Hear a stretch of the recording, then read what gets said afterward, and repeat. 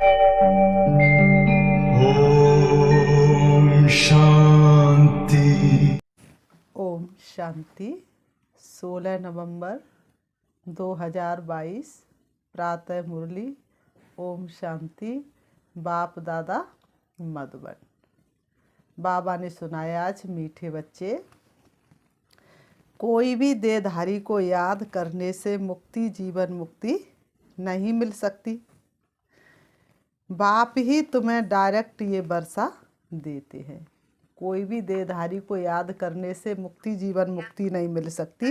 बाप ही तुम्हें ये वर्षा देते हैं। प्रश्न है, बाप का बनने के बाद भी माया किन बच्चों को अपनी ओर घसीट लेती है? बाप का बनने के बाद भी माया किन बच्चों को अपनी ओर घसीट लेती है?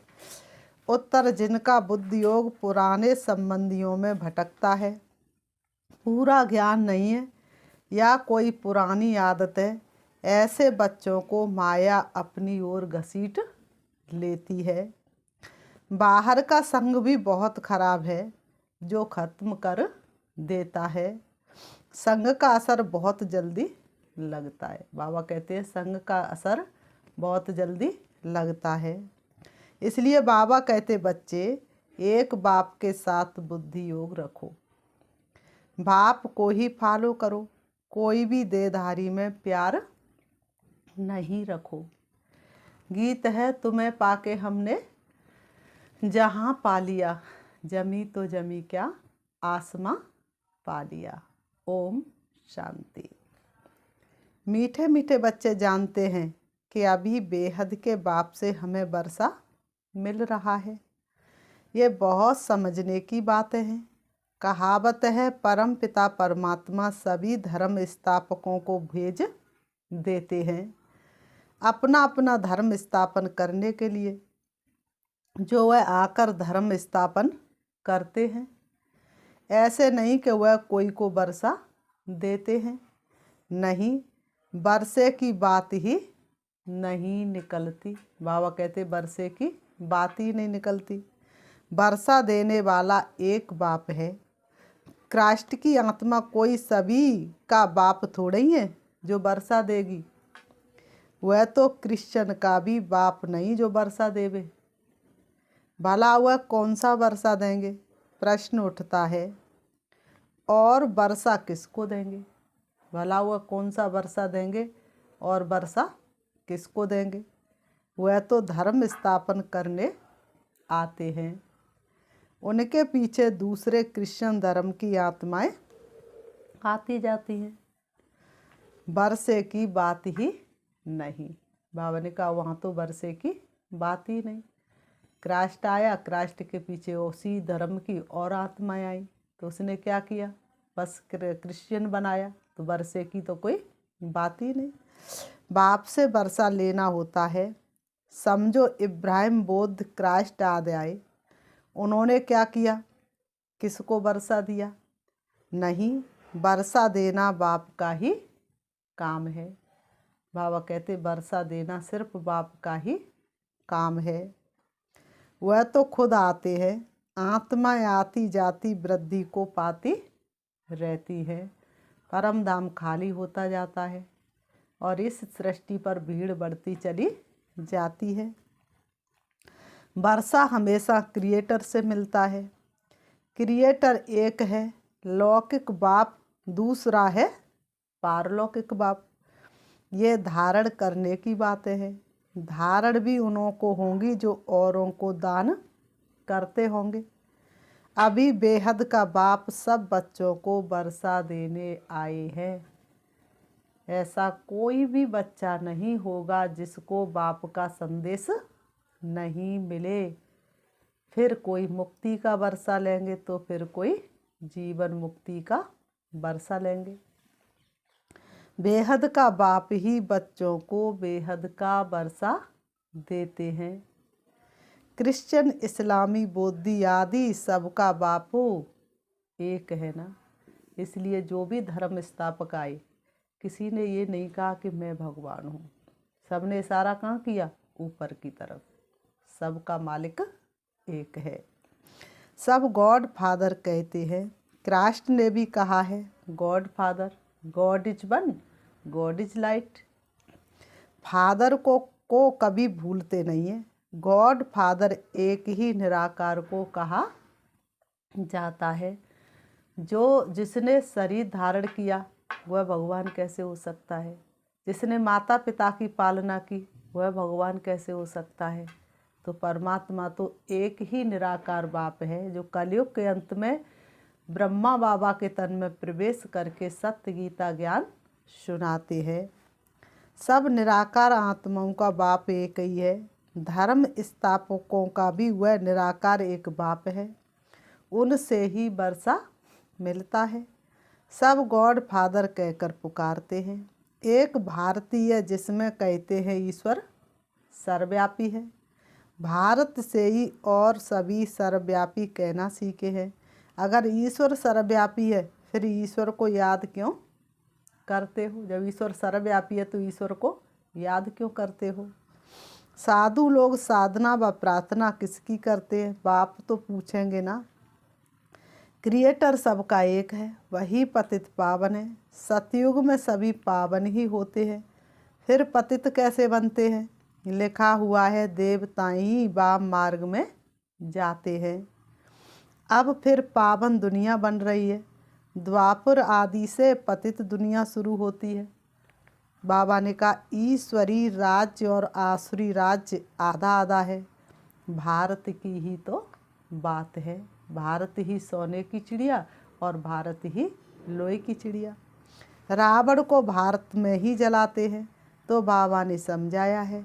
और धर्म स्थापक किसको भी वर्षा किसी को भी वर्षा नहीं देते। तो बाबा कहते बाकी क्या करते हैं? वो धर्म स्थापन करते हैं, धर्म की स्थापना करते हैं और फिर खुद भी यहीं पर जन्म लेते रहते हैं।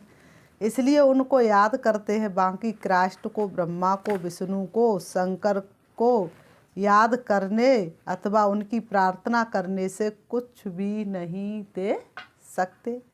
देने वाला तो एक ही बाप है, लेने वाले हम अनेक हैं। हमने माध्यम किसको बनाया लेने का, लेकिन देने वाला तो एक बाप है। उनको सन्मुख आना पड़ता है। श्री कृष्ण में परमात्मा आते हैं ऐसा कोई मानते नहीं है।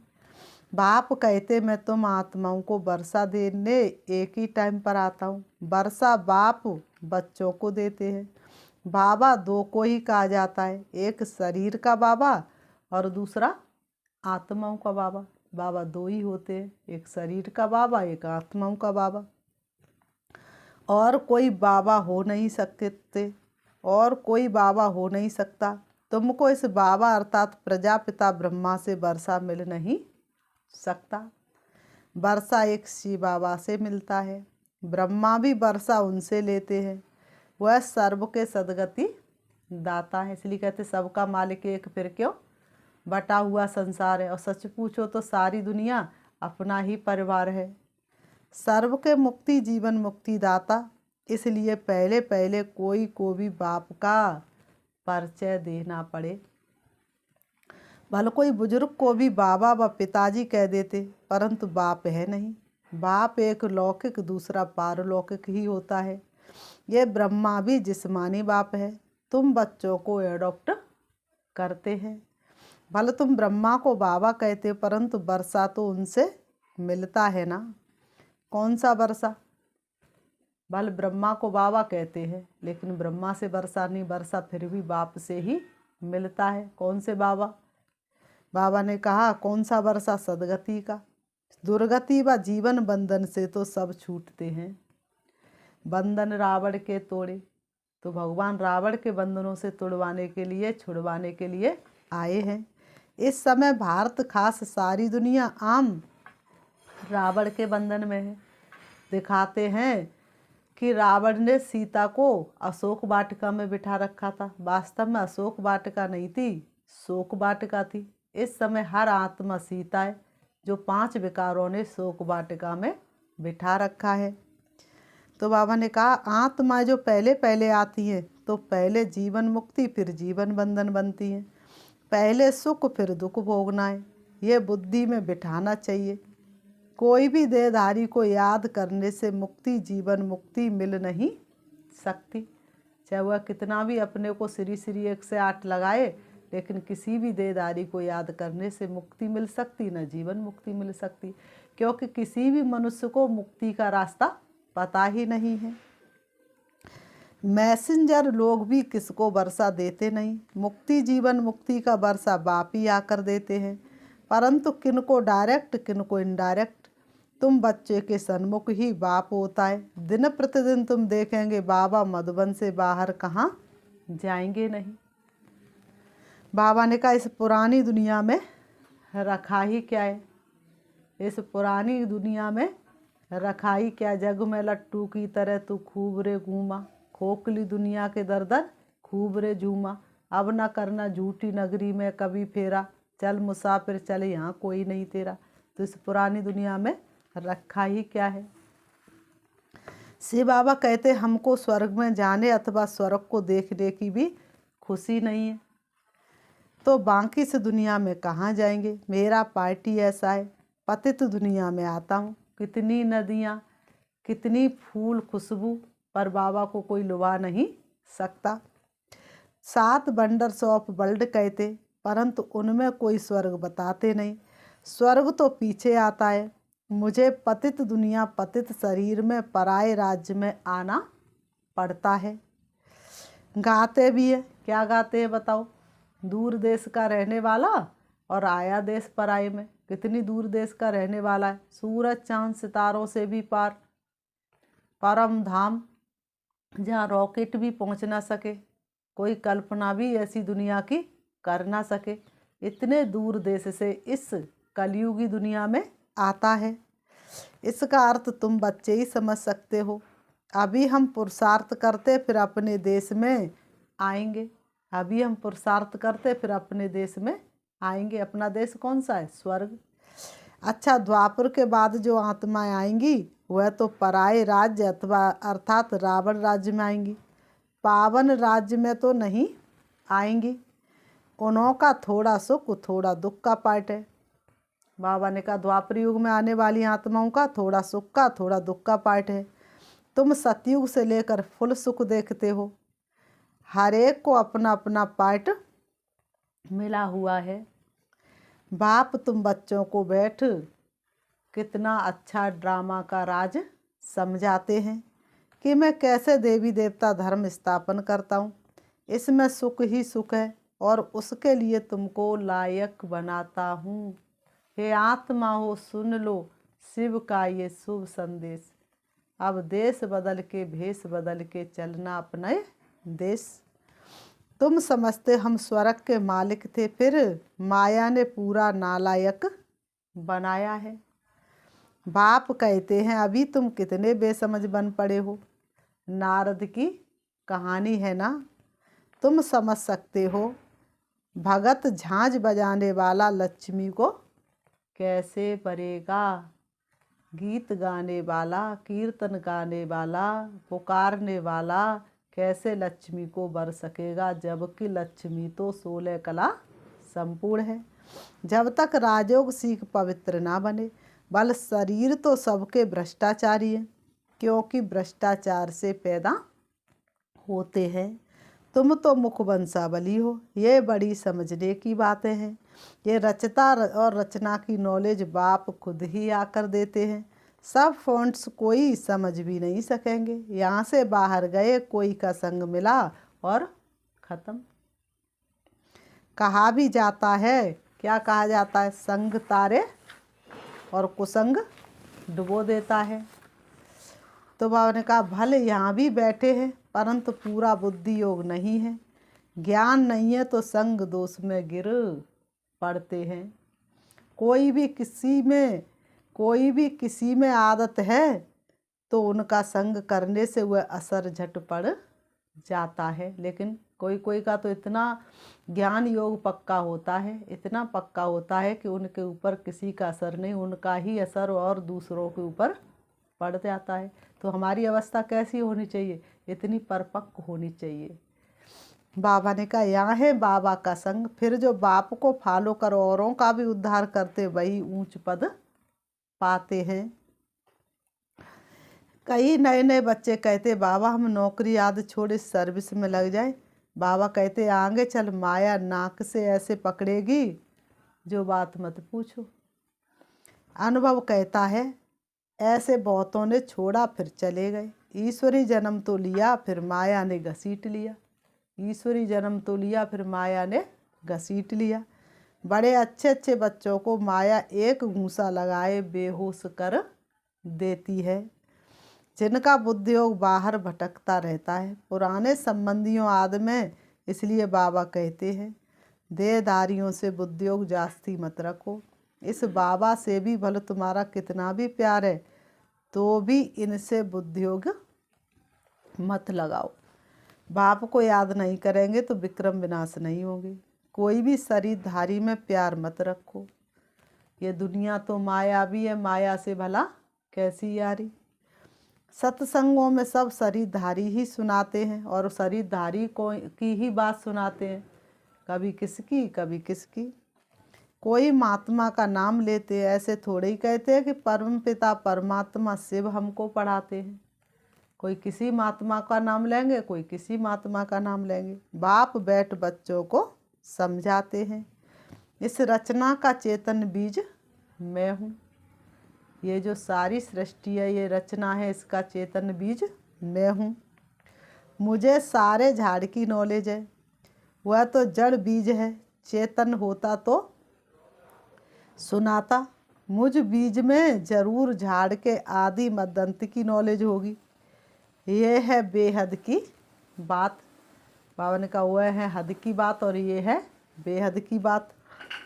इस समय तमो प्रधान राज्य है तो उसका भवका जरूर होगा। कितने बड़े बड़े नाम रखाते हैं अपने ऊपर मनुष्य, कितने बड़े बड़े नाम रखाते हैं, ज्ञानेश्वर गंगेश्वरानंद, लेकिन आनंद तो कोई को मिल नहीं सकता।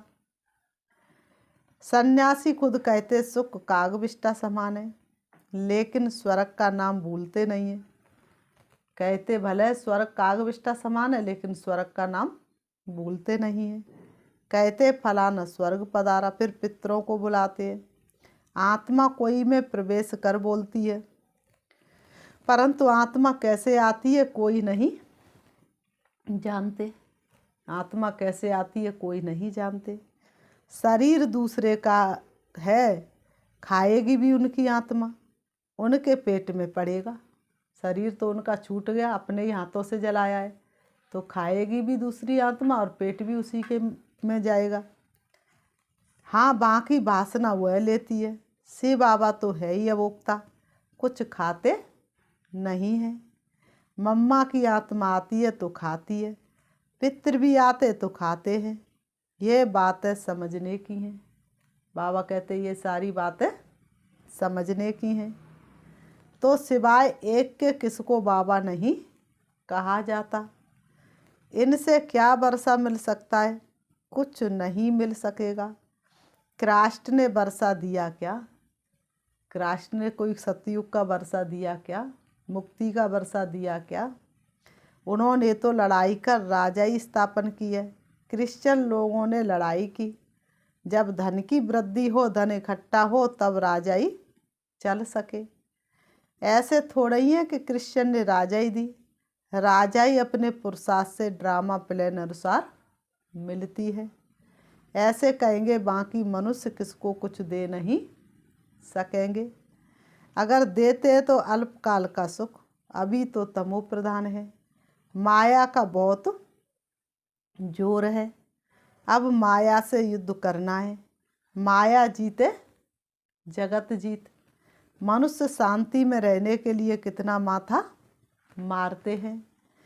मन ऐसे थोड़े ही शांत हो सकता है। बाबा कहते मन ऐसे थोड़ी ना शांत हो सकता है।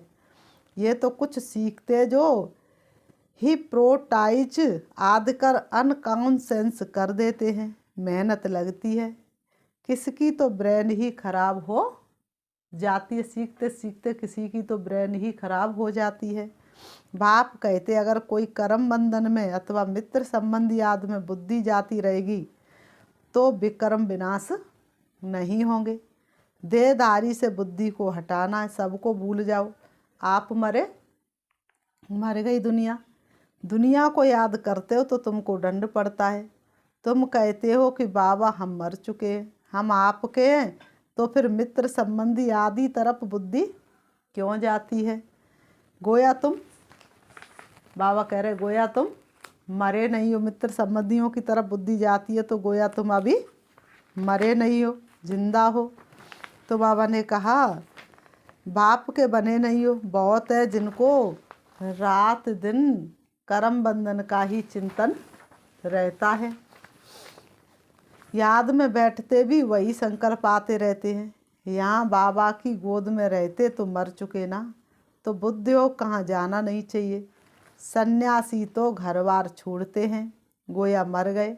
अगर याद पड़ता रहेगा तो योग में कैसे रहेंगे? कोई फिर घर में लौट भी आते हैं, कोई पक्के होते बिल्कुल याद भी नहीं करते। तुम बच्चों की भी बुद्धि अगर बाहर जाती रहती है तो ऊंच पद पा ना सके। बच्चे बने हो तो फॉलो फादर पूरा करना चाहिए, बच्चे बने हो तो फॉलो फादर करना चाहिए। कुछ भी मोह नहीं जाना चाहिए, परंतु तकदीर में नहीं है तो मरकर भी उस तरफ चले जाते हैं। 5% बुद्धि यहाँ है और 95% बुद्धि बाहर है, भटकती रहती है ना, ना इधर के ना उधर के। बाप के बने फिर बुद्धि ही खत्म, मर गए। इस बेहद के सन्यास में बिरला ही कोई आ सकता है। माला का दाना भी वही बन सकता है, ये तो तकदीर है।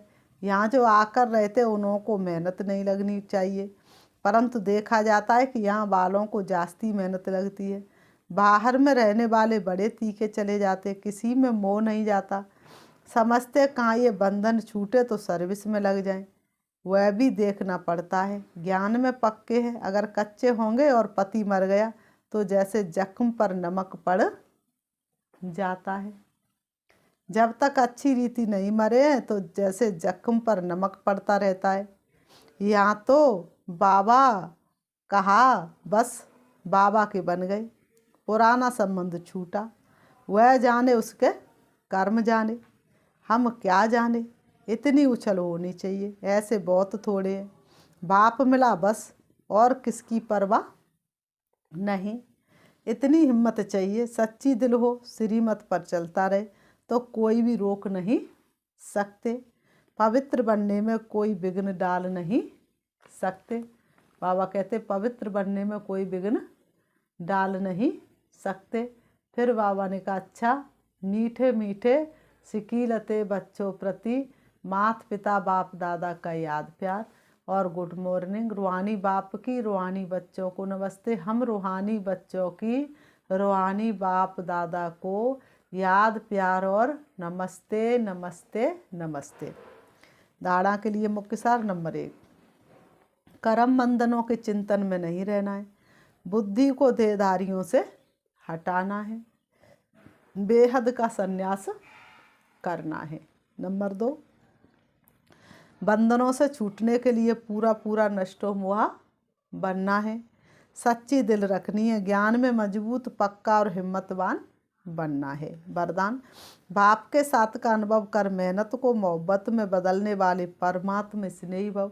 बाप के साथ का अनुभव कर मेहनत को मोहब्बत में बदलने वाले परमात्मा स्नेही भव। स्पष्टीकरण है, बाप दादा बच्चों को अपने स्नेह और सहयोग की गोदी में बिठाकर मंजिल पर ले जा रहे हैं। आप बच्चे सिर्फ परमात्मा स्नेही बन गोद में समाये रहो तो मेहनत मोहब्बत में बदल जाएगी। लवलीन हो हर कार्य करो, बाप दादा हर समय सर्व संबंधों से आपके साथ है, सेवा में साथी और स्थिति में साथ है, सर्व संबंधों में साथ निभाने की ऑफर करते हैं। आप सिर्फ परमात्मा स्नेही बनो और जैसा समय वैसे संबंध से साथ रहो तो अकेलापन फील नहीं होगा। स्लोगन है, स्वउन्नति और सेवा का बैलेंस ही सफलता का साधन है। स्वउन्नति और सेवा का बैलेंस ही सफलता का साधन है। अच्छा, ओम शांति। अच्छा, ओम शांति। अभी हम 5 मिनट से बाबा को याद करते हैं। अपने आप को सम्मान देंगे। मैं स्नेही आत्मा हूँ।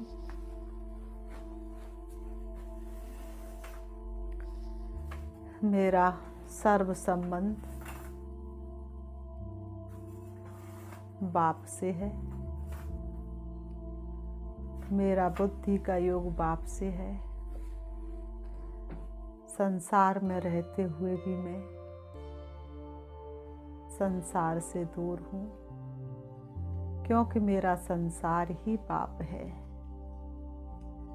मैं अपने आप को देखती हूँ दोनों भ्रुओं के बीच प्रकृति में चमकते हुए सितारे के रूप में, अति सूक्ष्म मैं लाइट स्वरूप हूँ। शरीर मेरा वस्त्र है जो मैंने पाठ बजाने के लिए धारण किया है। शरीर से भी मेरा कोई मोह नहीं है। सिर्फ ईश्वरी कार्य को पूरा करने के लिए मैंने ये धारण किया है। बाकी मेरा तो घर परम धाम है। मैं अवतरित आत्मा हूँ। मैं इस संसार में किसी को नहीं जानती, ना कोई मुझे जानता है। परमात्म कार्य पूरा करने के लिए मैं अवतरित हुई हूँ। अब प्यारे श्री बाबा से सारे विश्व को शक्ति देने के लिए चली जा रही हूँ श्री बाबा के पास, जो सर्व शक्तियों का सागर है। देह से अलग होकर उड़ रही हूँ। पहुँच जाती हूँ सर्व शक्तियों के सागर श्री बाबा के सामने। मैं उनके सन्मुख हूँ। देख रही हूँ शक्तियों के सागर श्री बाबा को, जो रूप में बिंदु और गुणों में सिंधु के समान है। उनकी स्नेह की किरणें चारों तरफ बिखरी हुई हैं।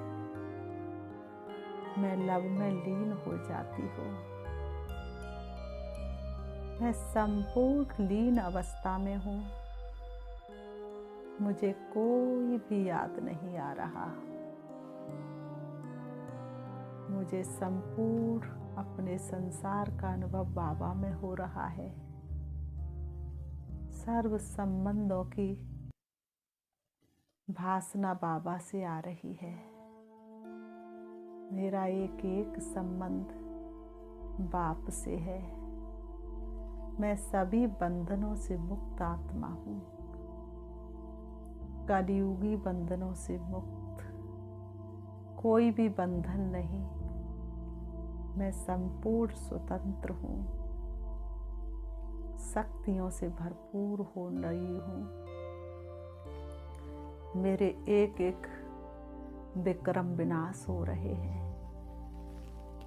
श्री बाबा की शक्तिशाली किरणें मुझ में समा रही हैं। अब मैं आत्मा भरपूरता का अनुभव कर रही हूँ। श्री बाबा से शक्ति लेकर मैं वापस आ रही हूँ, सारे विश्व की आत्माओं को शक्ति देने के लिए। मेरी शक्तिशाली किरणें एक एक मनुष्य आत्मा की प्रकृति में समा रही हैं और सभी शक्तिशाली बनते जा रहे हैं। अब मैं आ जाती हूँ देह रूपी वस्त्रों के पास, आकर के दोनों भ्रुओं के बीच प्रकृति में विराजमान हो जाती हूँ। ओम शांति, ओम शांति।